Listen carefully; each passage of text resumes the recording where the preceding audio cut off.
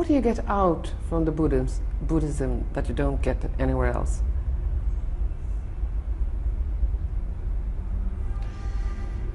You know, there's a thing called the triple gem that in Buddhism one venerates and spends a lot of time considering. And these are the three jewels.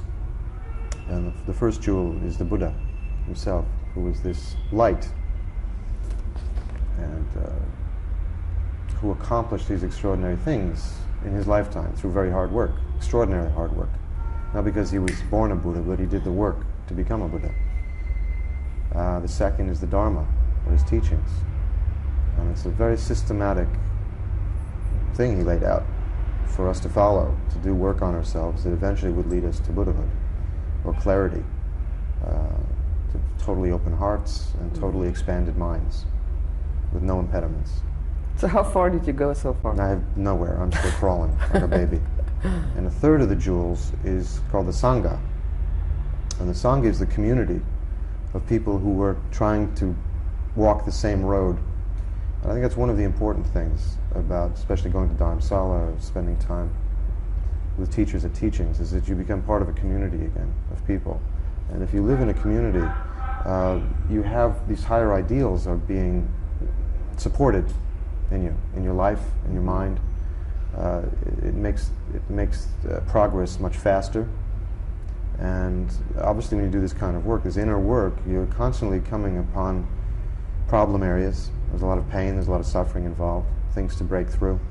And having the support of other people who are walking the same path and are having the same problems you're having makes it easier, you know, makes it supported, makes it more loving. But it was a very long time ago that you started becoming interested in Buddhism. It was quite some time since you started becoming interested in Buddhism, like 20 years, so? Yeah, I was 24 when I started. It was Zen Buddhism then. It was my first teachers were Japanese. So what attracted you to the Buddhism? Oh, I think most of all, it was the sense that in the end there's nothing to hold on to, that everything is to be challenged. You know, in Western philosophy, you start with a series of givens, and then you build a logical system based on those givens. In Buddhism, there's no given. You challenge all the givens. You take it right back to the beginning until you get back to a single particle, the universe itself generating from a single particle, and even that particle was born of emptiness. So nothing is left to hold on to. Everything is challenged.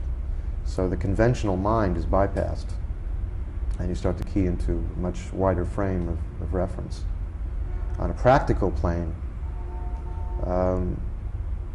I found that the dual aspect, the dual trainings of mind and heart, wisdom and compassion, are totally compatible and beautifully integrated in these teachings.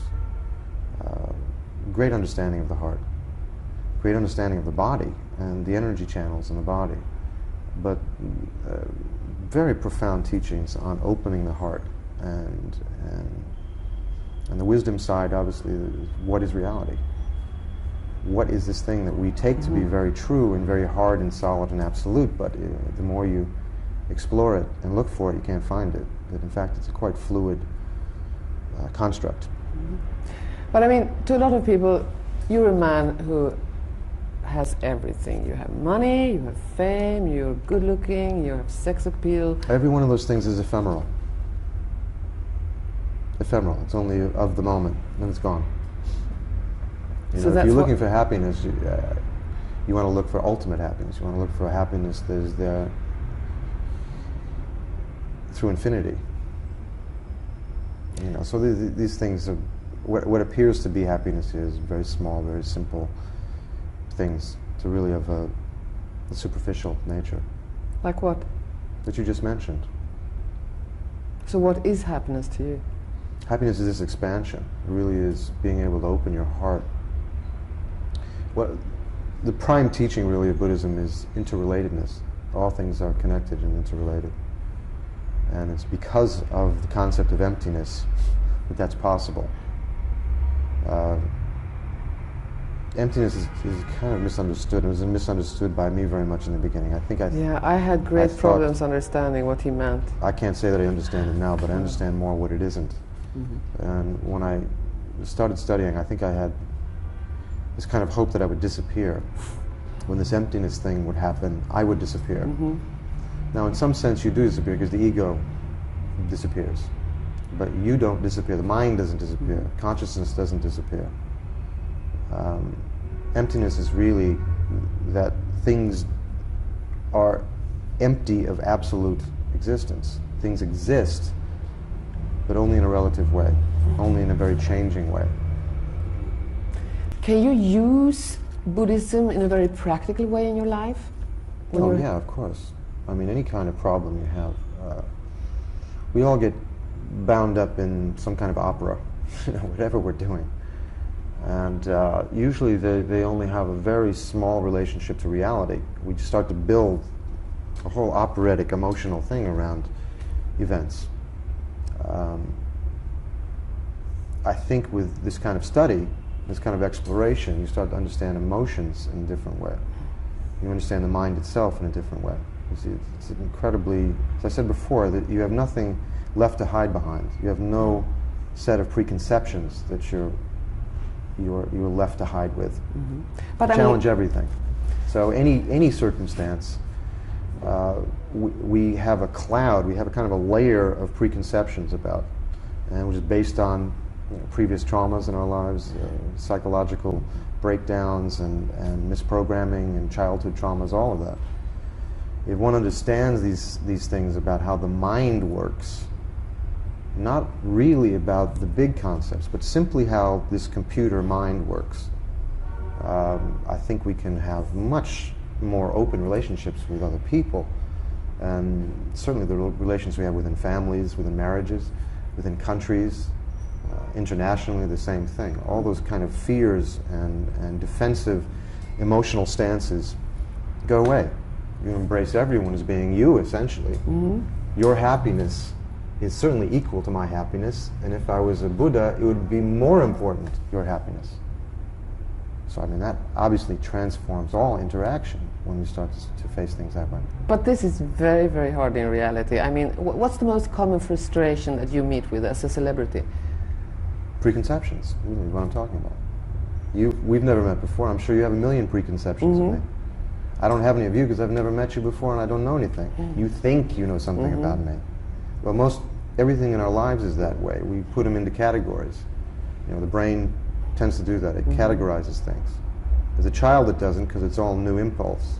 But very quickly the brain starts to put things into categories, and then we relate to things as a category rather than the specific. Don't understand. If something is not true, it's not true. Someone saying that it's true doesn't make it true. Things are as they are. If you say this is a glass of beer, and I know it's a glass of water, and you insist it's beer. Okay, but if there's a wonderful teacher named Shantideva, wonderful Indian teacher, who studied at Nalanda University, I think, which when Nalanda was the great Buddhistic university in India. And it's a very interesting thing to say. Look, if you're having a problem and there's something you can do about it, do it. If there's nothing you can do about it, why worry? If you're in a traffic jam and there's nothing you can do about it, why get crazy? No, ultimately there is no enemy. The enemy is anger. The enemy is hatred. The enemy is ignorance. These things are the enemy. Sure, ultimately things work out in a positive way. There's no question about it. Life itself is a healing process. Reality manifests to heal. do you also believe in reincarnation? Well, if you believe in a continuity of consciousness, that mind itself has no beginning or end, of course. Sure. It's only logical. So have you a feeling that you existed in another time before? I have a feeling that I existed before I walked in this room. Yeah, but I mean before you were born. And I think it's the same thing. Yeah? You know, I seem to believe that I took a breath before this one. And you also certainly can see lifetimes in exactly the same way. I woke up this morning and there seemed to be a life, there was a yesterday. Something happened. And then I went to sleep, and then I woke up, but I seem to remember there was a yesterday. Reincarnation is the same. So, if you will be reincarnated after this life, what kind of existence do you think that you would have? It will be based on what I do in this lifetime. So if you do good things, it's going to be something nice. Sure. If the balance... I mean, karma is much more complex than that, but essentially if I've used the energy that comes through me in this lifetime in positive ways, if I don't create negative situations for people, then the likelihood is that I will have a good rebirth. Yeah. Do you think that... and a good rebirth essentially means having the inclination and the time to do more work on your mind, on the nature of mind, and make more breakthroughs. Do you think that being a Buddhist makes you... how much do you meditate? I usually get in at least an hour every morning. You know, I make sure it's about that. Sometimes more. Very rarely less than that. Sometimes more. But the essential thing is to motivate and generate bodhicitta. And compassion. Bodhicitta literally means the mind of enlightenment. And when that starts to happen in your heart, you know, then life starts to change quite a bit. When you start to, bit by bit, pull the fear away from your heart, and it starts to open up. I remember there was a wonderful story about Milarepa, who was a great saint, 12th century saint, I think, in Tibet. And he went to meditate in a cave, and I was actually in his cave in Tibet. And he was very determined, and he sat like a rock inside of his cave. And he had two stones. One was a white one and one was a black one. And he said, for every thought I have that's negative, I'm going to make a black mark on the top of this cave. And every positive thought, generous thought, altruistic thought, I'm going to put a white mark. And he found that very quickly the entire top of the cave was black. There's so many negative thoughts in his mind, like us. We're like that. But work and work and work over the years, there were a few white marks started to come up, and more white. And after many, many years, the entire top of the cave was white. His mind was clear, and only could generate positive thoughts and altruism and compassion. And that's the kind of work we're all trying to do in our lives, so that the ceiling of our cave is white, and our minds are white, our hearts are white. So what? So why would an actor who in the 70s and when we went on to do movies, like, I mean, for our generation, of course, we grew up on a pretty woman, an officer and a gentleman. Why would an actor who had all that, who seemed to have everything Hollywood and the world could offer him, what were you looking for? Why would you become a Buddhist or follow those teachings? And how would you reconcile being called the sexiest man alive to being a simple Buddhist worshipper? I wanted to know why I was miserable and everyone else was miserable. I wanted to know why people suffer. I wanted to know why things go so wrong. And as you know, it's the first noble truth. After the Buddha had, many lifetimes of evolutionary work on himself and became the Buddha, the universal being, he said quite clearly, I don't know how I could ever explain this to anyone. What has happened to me?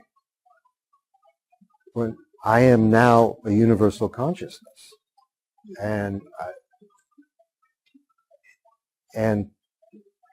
all the deities came to him, and all the dakinis came to him, and they were pleading and weeping and said, please teach. And he worked very hard. How can I do it? Well, he came up with the Four Noble Truths, the first of which is the truth of suffering, is that we all live lives that are unfulfilled and painful. Various degrees of that. But there's a basic kind of frustration and sense of incompleteness that I think we all have. And then he said, well, there are causes for that. There's reasons why we feel that way. And then, there is a way. If you remove the causes, you don't have that suffering. And then there's a path you can actually follow to get there. But the reality is, we are all in various degrees of suffering. And that's what I was concerned about. My own, but also as I looked around me, everyone else is suffering. The cutting line, the tipping point, is inclusion or exclusion in all possible ways. We're either inclusive as individuals, as a country, as a culture, as a religion, whatever, or we're exclusive. And in America, I speak for my own country, we've been exclusive. It's us, I'm a New Yorker.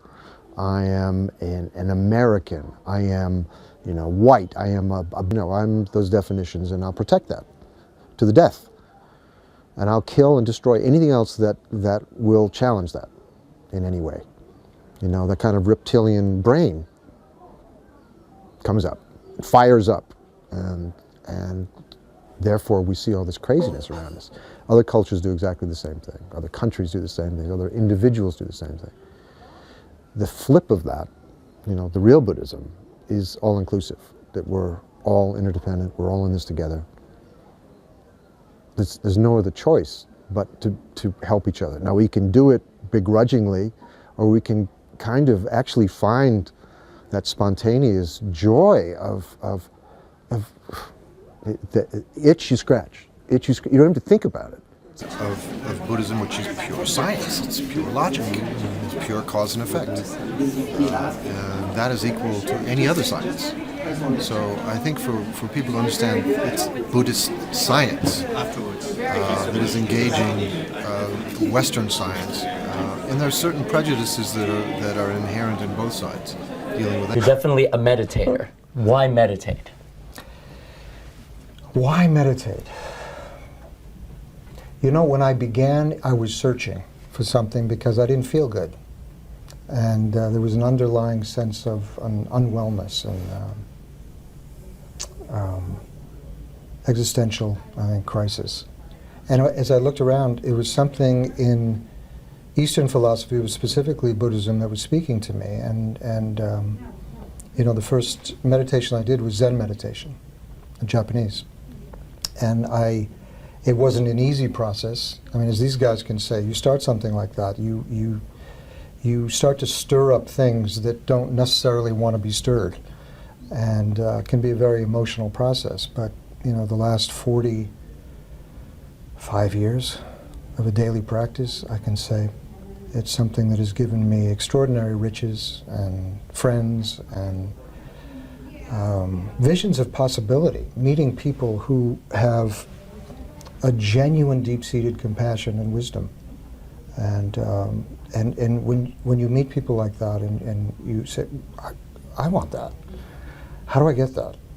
And there's many ways to get there, but the one we've chosen is Buddhist meditation.